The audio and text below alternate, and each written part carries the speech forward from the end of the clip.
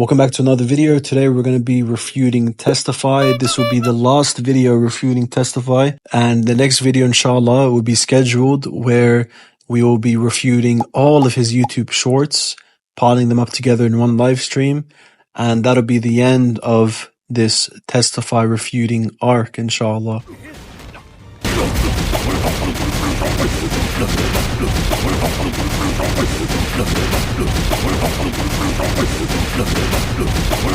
Muhammad in the Torah and the Gospel. But here's a big problem.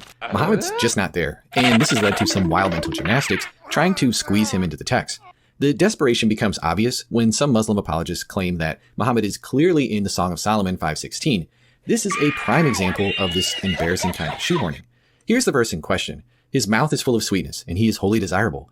This is my beloved, and this is my friend, O daughters of Jerusalem. It's a beautiful description from a bride reflecting on her groom in a poetic celebration of marital love. Pretty straightforward, right? But apparently, some Muslim apologists claim this isn't just a mushy love song. Oh no, this is a hidden prophecy about Muhammad himself. The 3rd century priest and ecclesiastical writer Hippolytus of Rome is the earliest attested Christian commentary on the Song of Solomon that metaphorizes the text. Saint Jerome, an early church father, recommends not to read Song of Solomon first, or else you may not be able to comprehend its deeper spiritual meanings, talking about the church and Jesus. So knowing this, let's not have a superficial, surface level reading of the passages, but recognize there being a lot more potential spiritual meanings to be derived from it. Let's break down their argument.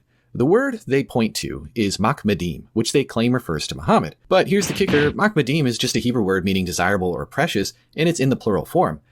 The word being in the plural form means nothing, as we have instances where individuals or even God is identified as being used with plural forms of a word. This is known as the majestic plural. The context, the bride says her man is most desirable, that's it. But somehow, some people look at this as close enough to Muhammad, which means the praised one. But let's be real, Hebrew and Arabic might be cousins in the Semitic language family, but they're not identical twins. The word madim doesn't suddenly become Muhammad just because it sounds vaguely similar. So this is a misrepresentation of the case in the Song of Solomon. Leading up to the word Muhammadim, there is a detailed description of the individual, and this matches the Prophet, peace and blessings be upon him, to the T. So the argument is made here that we have the word Muhammadim with a detailed description of how the Prophet Muhammad ﷺ looks. So let's start from chapter 5 verse 10, where the physical descriptions of the Prophet are being detailed. The Prophet, upon whom be peace, has a face that was described as though the sun was shining brightly on it. He had a ruddy red complexion on his face, as well as hair that was said to be wavy. It was narrated that the Prophet, upon whom be peace, had black hair even up until his death at old age. He remained with only some white hairs, amounting to about 20. There's also a great contrast depicted between the Prophet's extremely black eyes and the white part of his eyes being extremely white. The sweat of the Prophet, upon whom be peace, itself would produce perfume-like scents, and his palm were softer than silk, as well as his abdomen was described to be white in the Battle of Ahzab. He had large joints and feet, and his appearance was beautiful like the cedar trees of Lebanon. His mouth is sweet, reciting the words of God to the people. Then the ending of the chapter goes on to say that he is altogether lovely, with the Hebrew word being used, mahmadim. Let's humor this for just a second. If madim really refers to Muhammad, then every time the word appears in the Old Testament, we got to assume that it's talking about him.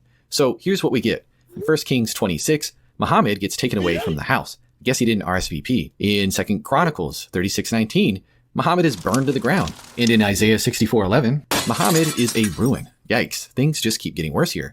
Do you see just how stupid this is when we follow it to its consistent conclusion?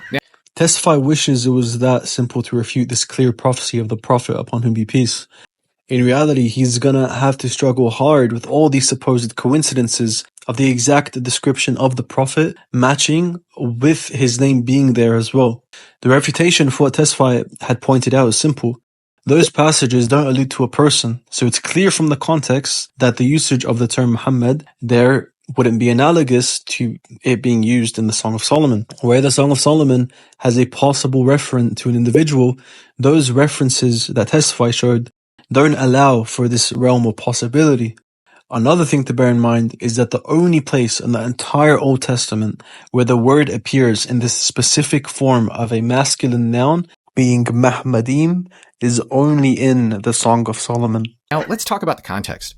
The word Muslims point to in 5:16 is also used in Song of Solomon 2:3, where the Shulamite is talking about her beloved. Like an apple tree among the trees of the woods, so is my beloved among the sons. I sat down in his shade with great delight. That phrase, great delight, is the same Hebrew word used in both verses.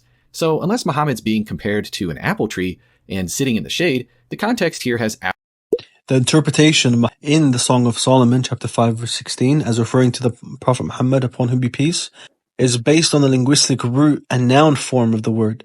However, the use of this word in chapter 2, verse 3 of the Song of Solomon is a completely different grammatical and contextual scenario, where the word does not function as a name or title, but as an action describing the individual's feelings of delight. Ladies and gentlemen, we got him.